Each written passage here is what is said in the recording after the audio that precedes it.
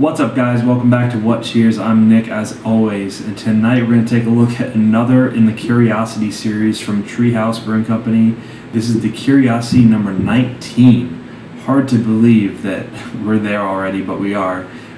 Nate and Brendan have been pumping these Curiosity beers out at full speed the past few months, and I can barely keep up with them. I actually have to give a huge thanks to Andrew, my buddy Andrew, who works there and actually was able to score me a growler of this while I was away in Vermont. So thanks a lot, buddy. Appreciate it. So this is the first Curiosity beer, guys. It's actually been created and brewed by Brendan, who is Nate's assistant brewer at Treehouse. And the last beer that I was there for that was brewed by Brendan was the Vagabond, actually, when he created that with Mike Sabo. And that came out absolutely phenomenal. And Brendan is an amazing brewer, an amazing guy. So yeah, guys, if you can hear that, it sounds like bombing is going off outside. I have no idea what the hell's going on. There's fireworks, whatever. Try to ignore it.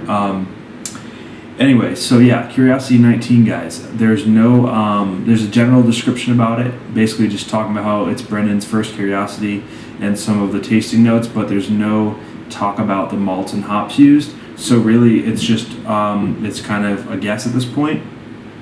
But as with all of the Curiosity beers, they use different hop combinations, different malts, and each one is unique in its own way. So yeah, guys, without further ado, let's check this beer out. I cannot wait. It is a double IPA, and it comes in at 7.9% alcohol, and it was filled just over a week ago yesterday. And it's been out of the fridge for about a half hour, as usual, so let's get this cracked open and get right into the Curiosity 19. Alright, guys, got the Curiosity 19 poured out, and it is another just gorgeous looking double IPA from Treehouse. Man, just gorgeous. 2 finger of a slightly off-white head, mainly sort of medium, smaller bubbles, tightly packed. Another beautiful, like, frothy, creamy head to this. Just typical of Treehouse again. Look at the lacing. Oh, wow. Just sticking to the sides of the glass already. Haven't even touched it until right now. Amazing. Color-wise, guys, wow. Deep, sort of rich, kind of honey color, golden color. Golden, definitely dark. Looks like it gets darker towards the middle, lighter around the edges. Just a really nice, rich kind of golden honey color.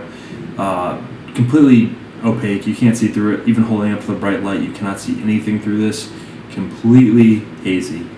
As with most Treehouse beers, guys, it looks like a very classic Treehouse beer. Away from the light, it looks a little lighter, a little bit more of a lighter golden color, but either way, you guys can see it. It looks awesome. Let's get an aroma. Let's get to the important stuff, but a gorgeous looking beer. Oh, wow. Wow.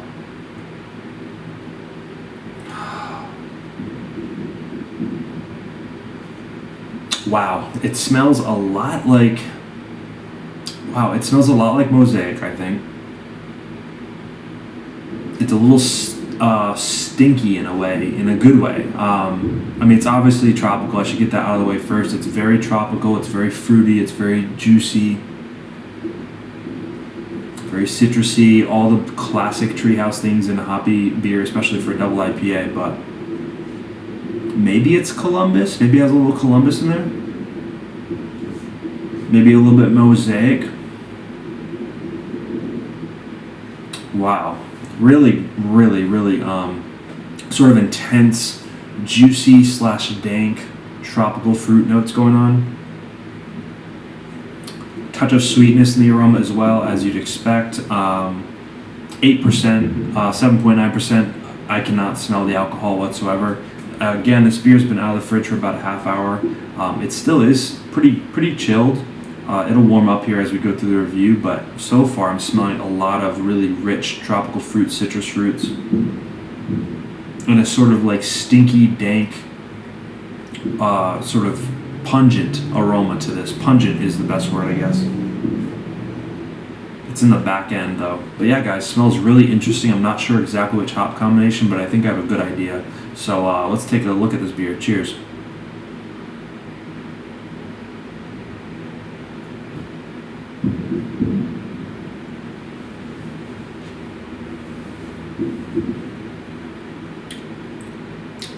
Wow. Wow. Talk about hop saturated. Oh.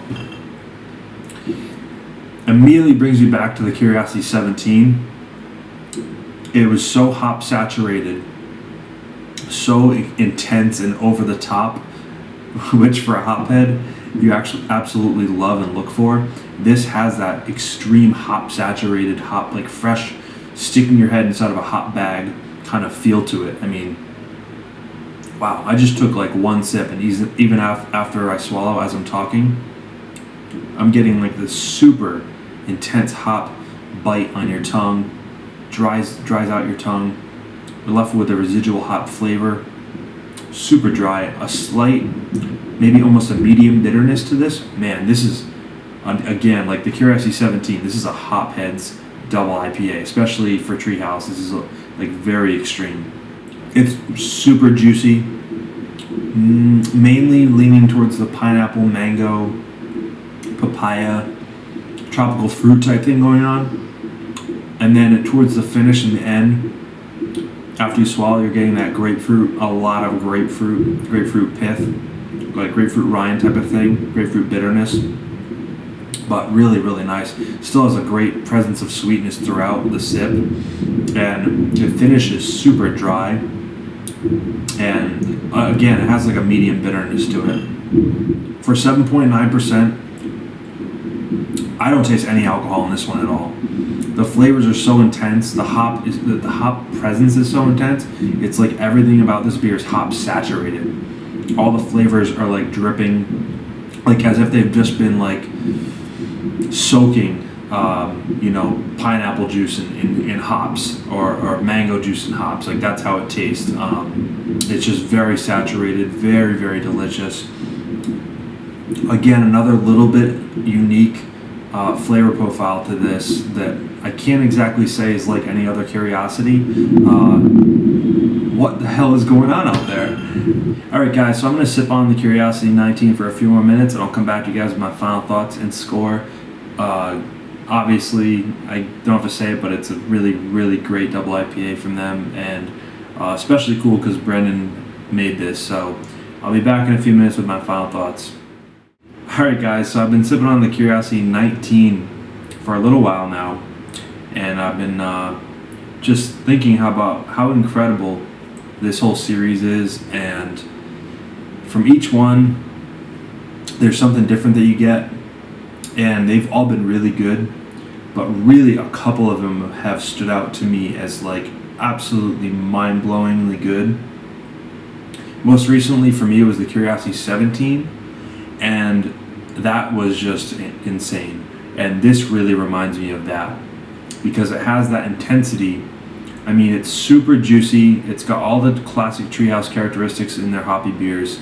You know, it's smooth, it's somewhat creamy, it's got a nice dry finish, it's not overly bitter, it's got all those wonderful things about it. But what this one has that I liked about the 17 also was the like extreme potent hoppiness to it that just pushes it over the top. For a hophead, this is what you're looking for. You're getting a small amount of bitterness in the back end, but really you're just feeling the intensity of the hops on your palate. It just sort of bites, and it's really, really nice stuff. It's not as soft and just easy going on the palate as some of the other juicy hoppy beers from Treehouse, and that's what makes these so special, because they can really go all out on these Curiosity beers. And I thought back to the Vagabond that Brendan had brewed with Mike Sabo, and it was the same sort of like intense, over-the-top double IPA from Treehouse that you hadn't really experienced too many of before, and this beer just has that for me. Also, it really, really shares a lot of characteristics Julius. My dad and I were talking about that off camera, and it really does carry a lot of those aromas. It just has that complete tropical fruit juice blend, almost a hard candy type of thing going on. But in the aroma, you don't detect how big the taste is, how big the flavor is, how big the body of this beer is. I mean, it's huge.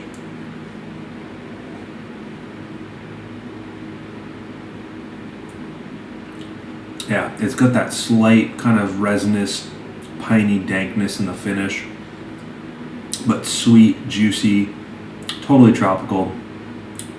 A slight to medium sort of grapefruit peel bitterness, grapefruit bitterness in the back end. Oh, but so hoppy, like you can feel the hops all over your tongue.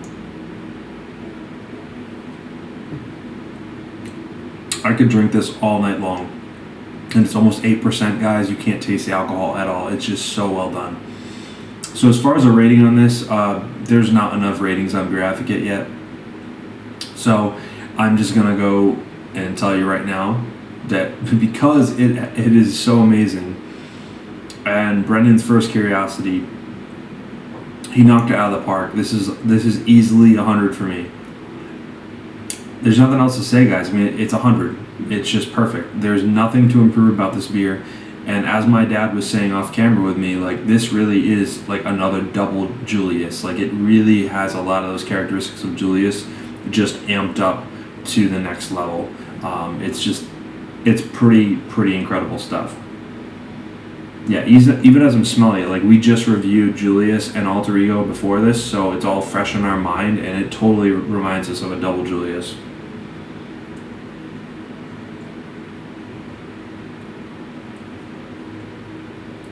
Yeah, just perfection in a glass.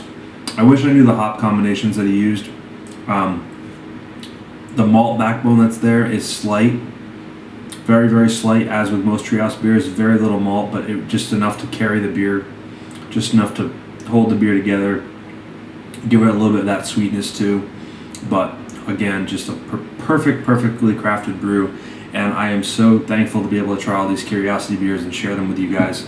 So getting 100, it has to. It just deserves it. So thanks for watching, guys. Remember to comment, subscribe, and I'll see you in the next beer review. And thanks again to Andrew for hooking me up.